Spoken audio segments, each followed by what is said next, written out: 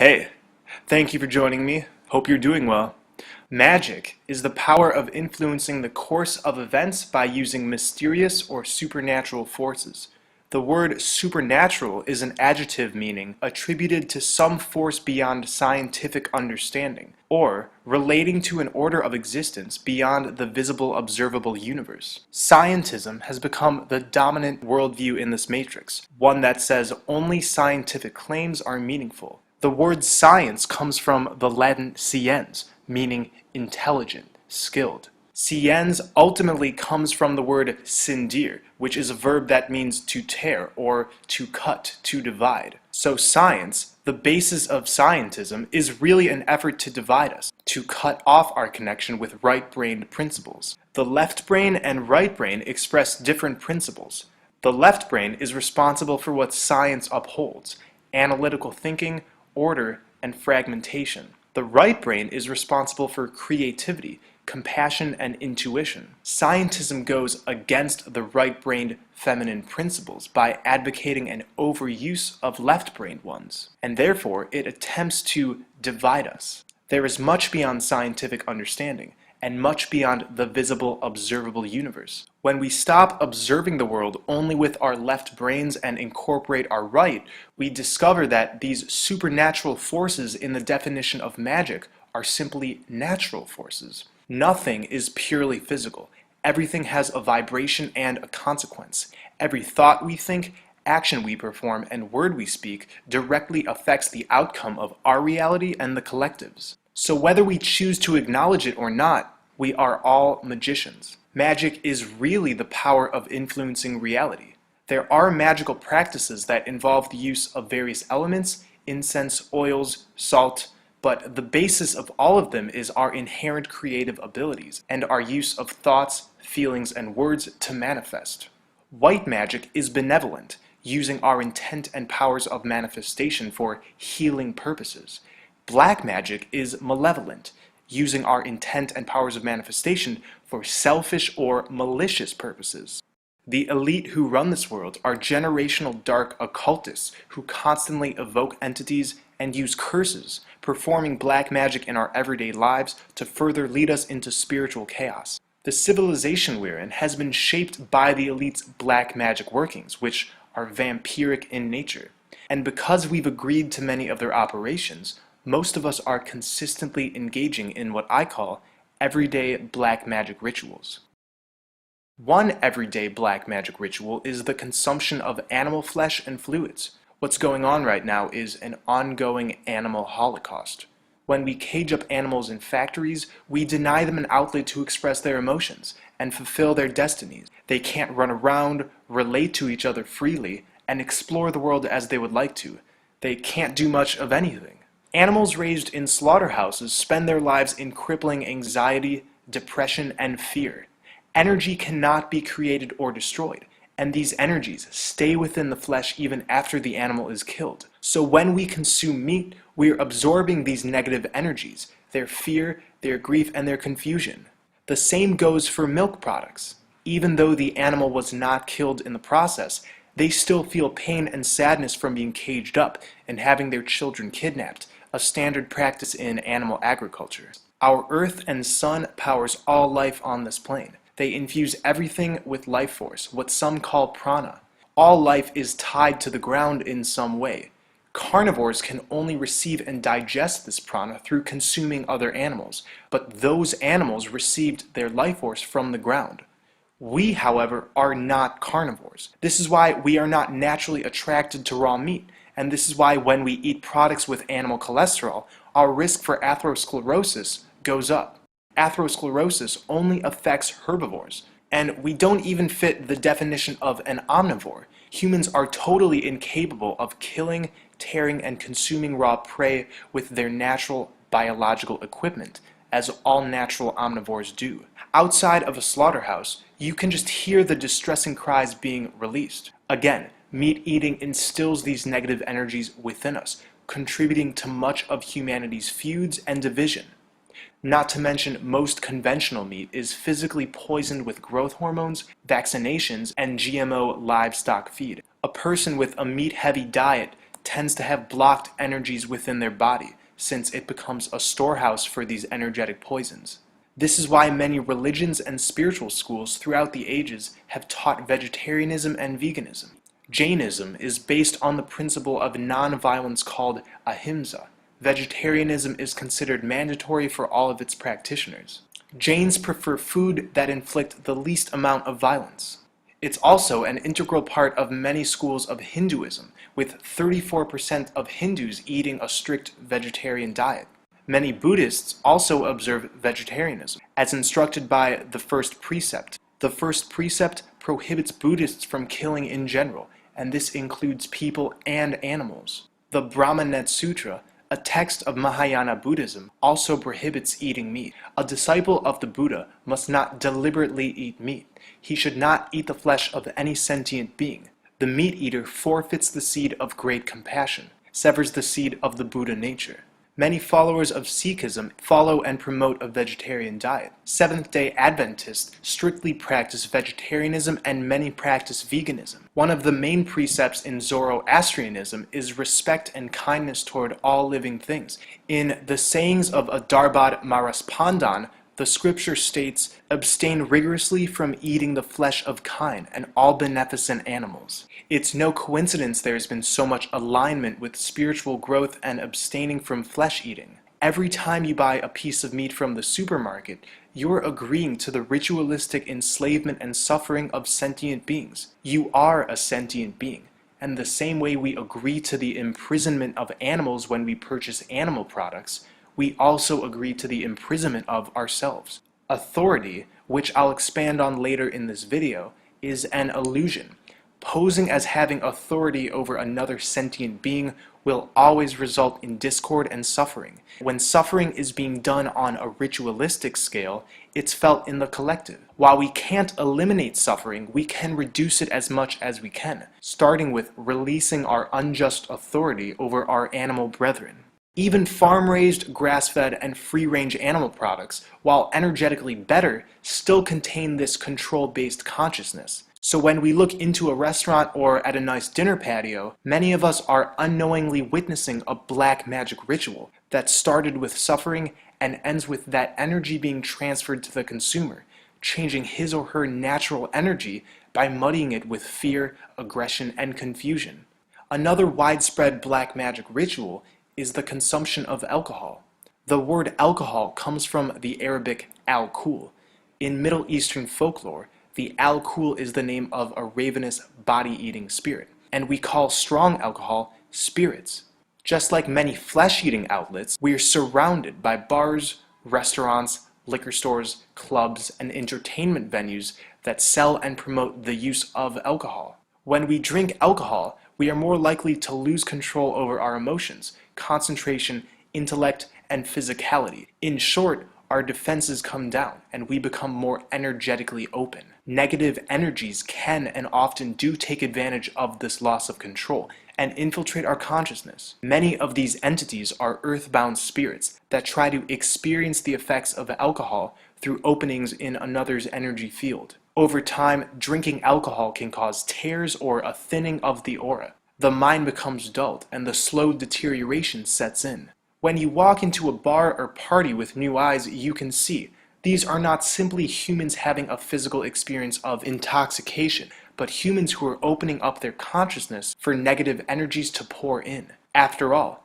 they are drinking spirits. And for those who drink to the point of becoming alcoholics, it's easy to see how their lives begin to unravel. The connection with their spirits is being dulled by spirits. I want to make it clear that it's not the mere altering of consciousness which creates these negative effects and openings. Cannabis, psilocybin mushrooms, LSA, ayahuasca, and other natural substances, when used in moderation and with the intention of spiritual expansion, are incredible, valuable tools. Alcohol, however, does not have that same growth energy, and we can just observe.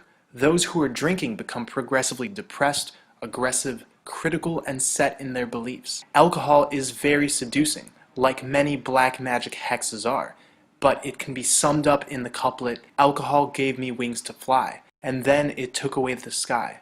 Another everyday black magic ritual we're all involved in is our addiction to accusation and conflict. The news networks and other forms of media constantly use subtle and not so subtle divide and conquer strategies to keep us fighting, enraged, and feeling helpless. They do this by manipulating us into being against something, whether it's a group of people, an ideology, or even ourselves.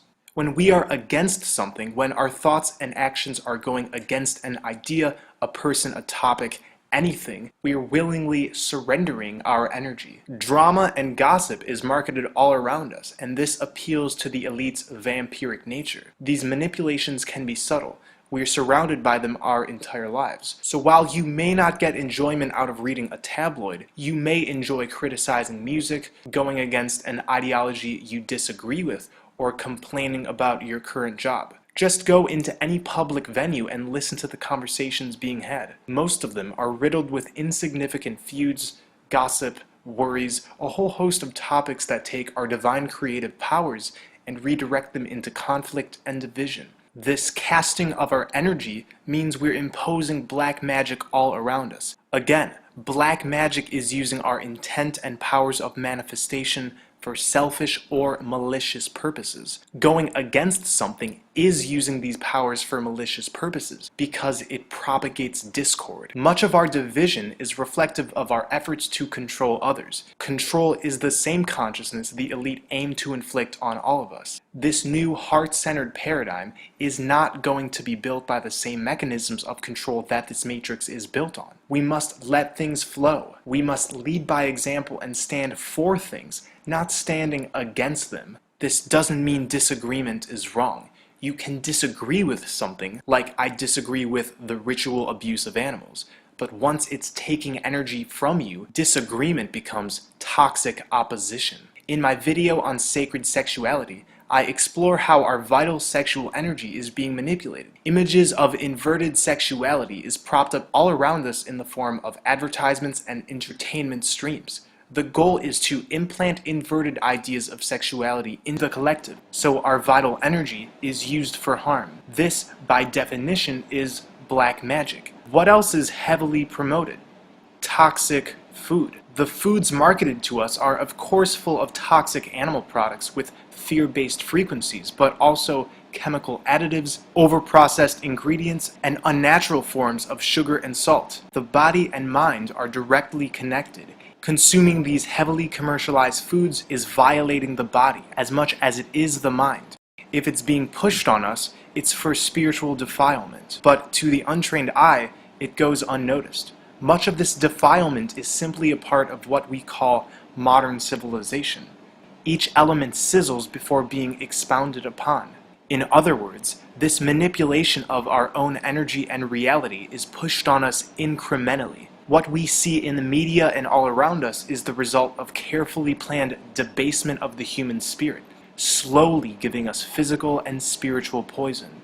The elite know that we are naturally empathetic beings, so they try to use this empathy against us by turning it into contempt under the guise of unity and societal progression. This is reflected in feminism, Black Lives Matter, many of the social justice causes, and the controlled parts of the truther movement. At face value, these movements seem admirable, but are full of control-based energy.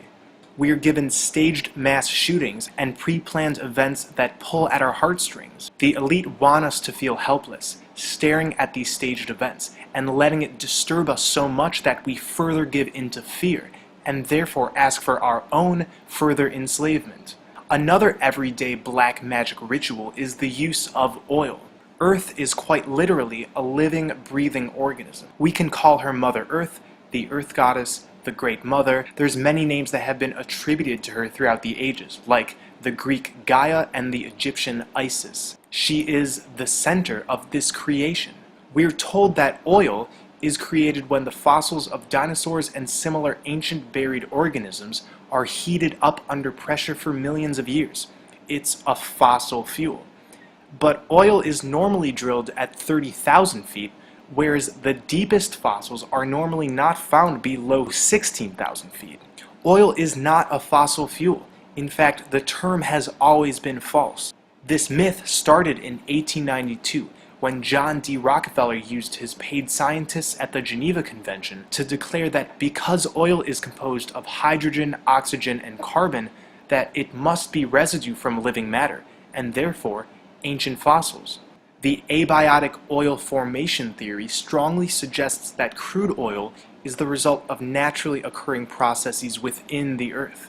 For decades, there have been many studies on the abiotic origin of oil, although most have gone unnoticed. No one has yet synthesized crude oil in a lab from dead plant matter, because it's not from plant matter. The Koji Indians hold that oil is Mother Earth's blood, and this is no analogy. The truth is that crude oil is the blood of the earth, flowing deep within her veins. Crude oil actually does resemble blood. It hardens upon exposure to air, just like how human blood scabs upon exposure. Both oil and blood have thick, sticky consistencies that have a gelatinous quality. Within oil, there is naturally occurring bacteria. In the same vein, pun intended, our blood is full of microscopic, naturally occurring pleomorphic bacteria. A gallon of crude oil weighs anywhere from 7 to 8 pounds. A gallon of human blood, depending on the person, can weigh anywhere from 6.8 to 8.2 pounds. Mother Earth still has abundant reservoirs of her blood, her oil, constantly regenerating it, just like the human body regenerates blood when it's donated or lost. But if we suck her too dry, she can't regenerate fast enough. The extraction and use of oil is literal vampirism, feeding off of Mother Earth's blood for use in our technologies.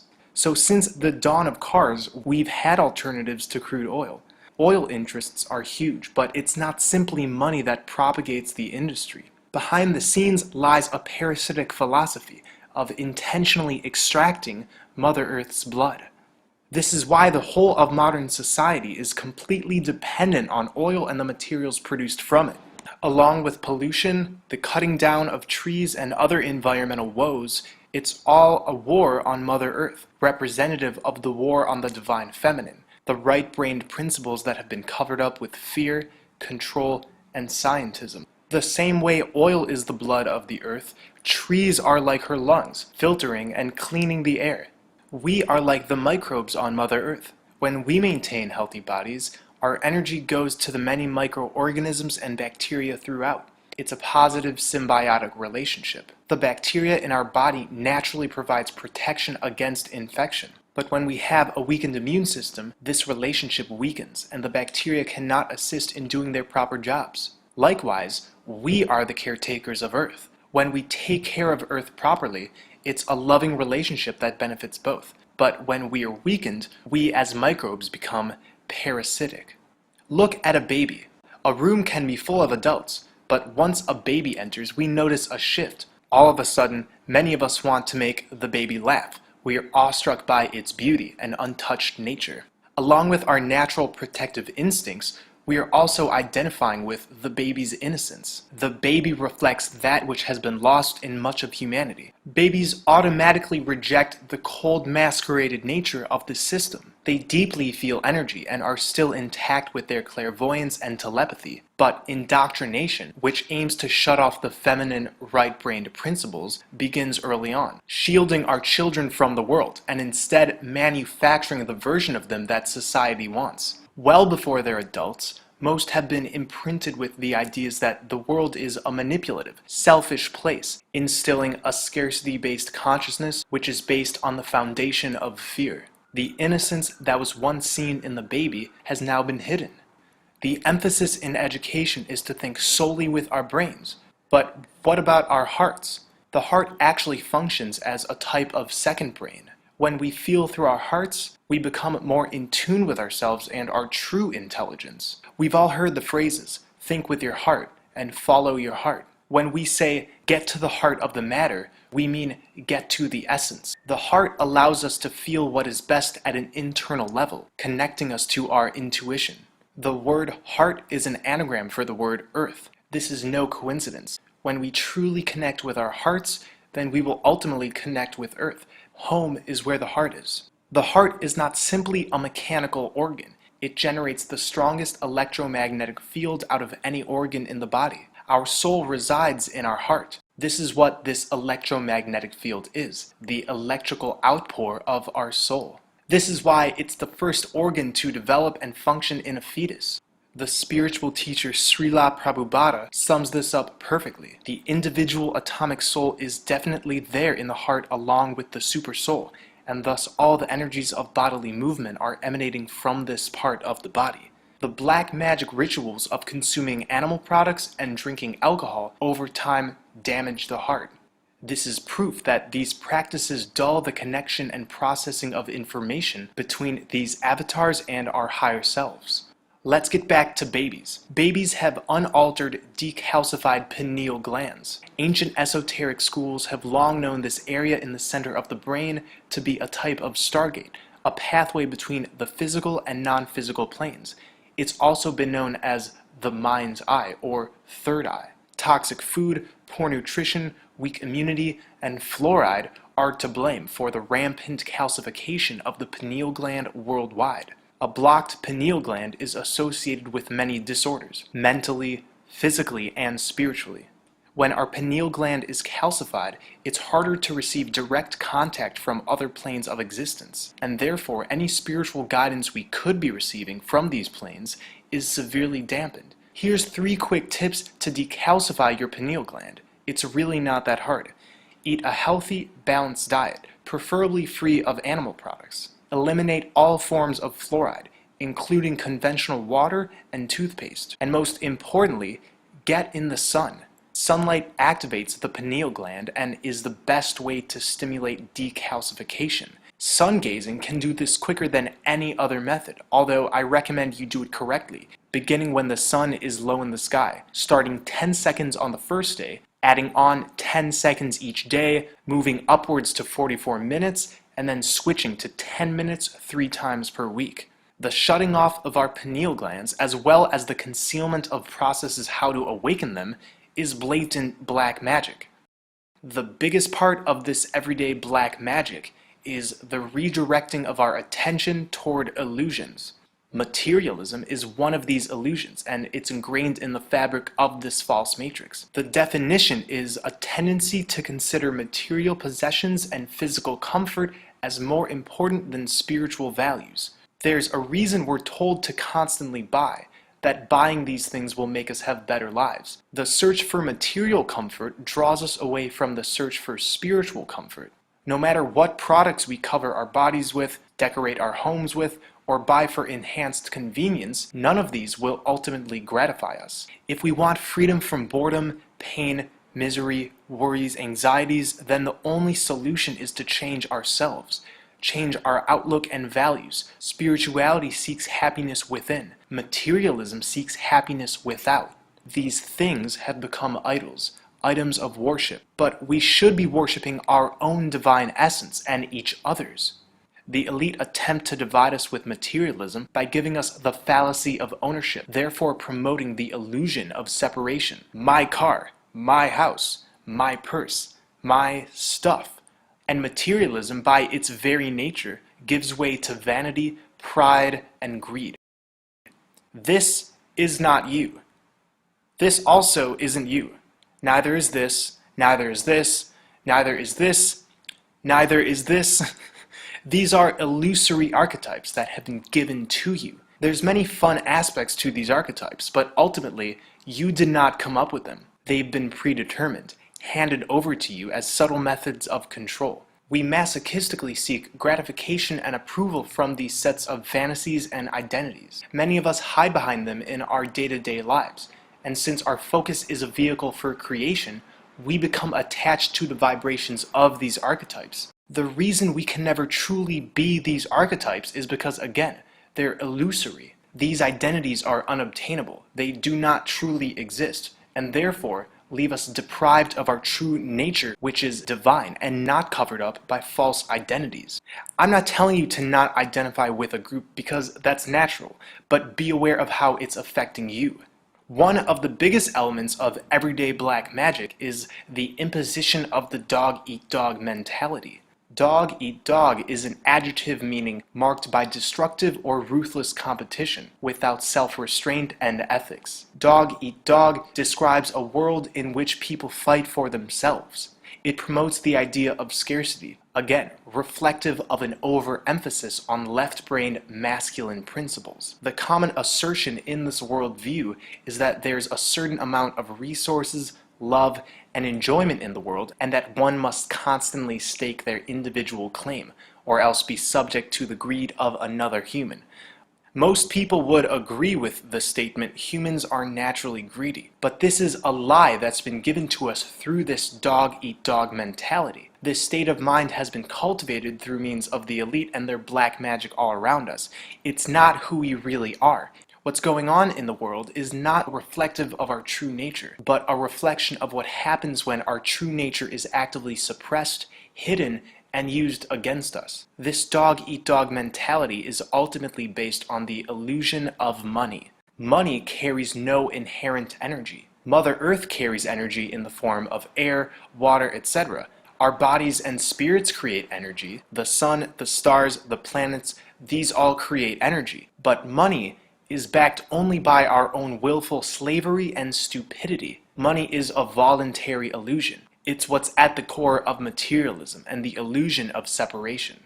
The very idea of a medium of exchange is also illusory. If we are to end separation and work together as one people, we need to move towards a gift-based society, where nothing is expected, and all exchange is done out of altruism and empathy. The use of money is not mandatory. It's only the belief in it that upholds this idea. There's systems we haven't even thought about yet that could yield abundant shelter, food, and clean water for everyone, working with the earth instead of against it. Wouldn't that be a system where nobody has anything? This response is still operating under a scarcity-based dog-eat-dog mentality. A gift-based society would operate without any need for regulation or control, and therefore it would automatically give way to abundance. Humans are the only organisms in this reality that are required to pay for their right to exist. This concept has led to mass psychosis. We work our entire lives for this thing that the elite tells us we need to survive. While working for this worthless paper, we help them build this energy extraction matrix. So the true people making this reality a dystopia and upholding these illusions are us. We are the slaves who build their empire. Another illusion is authority. This illusion is propagated by the idea of the legitimacy of government. Govern comes from the Latin verb gubernare, meaning to direct, rule, guide.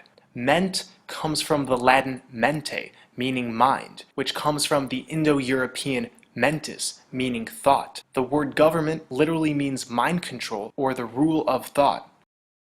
One cannot delegate a right that they do not inherently possess themselves. These so-called rights our government has invented give them permission to impose their own man-made laws, laws which are out of sync with this multiverse's natural laws. The law of attraction, the law of cause and effect, the law of correspondence. All of these universal laws do not require any form of man-made dominance or sovereignty. They're naturally active, in constant perpetual motion, and therefore are divine and true, complete laws that exist out of man's ability to control them. These man-made laws lend to the illusion of penalty. The idea is, because a law is made, it therefore must be followed. If it is not followed, the order followers of the government are allowed genuine authority to reprimand and penalize. Again, one cannot delegate a right that they do not naturally possess themselves. And this is why government and any position of authority will always be completely false. Accepting the illusion of authority coincides with accepting the duty to obey a master, meaning accepting one's own enslavement. One cannot believe in authority, man-made laws and penalties, or government and truly be free. Government only has power over us because we allow it to. We've bought into their illusion of authority, and therefore we can denounce this black magic illusion just as easily as we bought into it. But we don't have to protest. Protesting, as I've said before, is a form of begging. begging our slave masters to change conditions, still buying into the illusion that they have the power. We also don't have to replace government with a new, more updated control system. This will always lead to the same restrictive outcome. Many will ask, but if there's no government, who will protect us? Again, this lends to the dog-eat-dog mentality, assuming humans are naturally greedy and even dangerous when left to their own devices. The true reason we see widespread crime, murder, rape, and overall dysfunction is because we've been marketed illusions. These illusions, when embraced, will always lead to imbalances, toxic worldviews, and destructive behavior.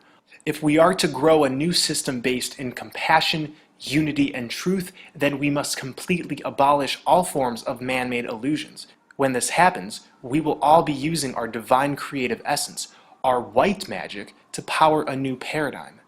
The elite have tried to tell us that God is a masculine being. On this plane, Mother Earth is the feminine goddess, who is truly deserving of our worship. They've also tried telling us that the Creator is separate from us, and that we are like undeserving minions who must worship and gain His external approval so that we may finally be considered complete and righteous. There's a reason why the monotheistic religions have been such a mechanism of control.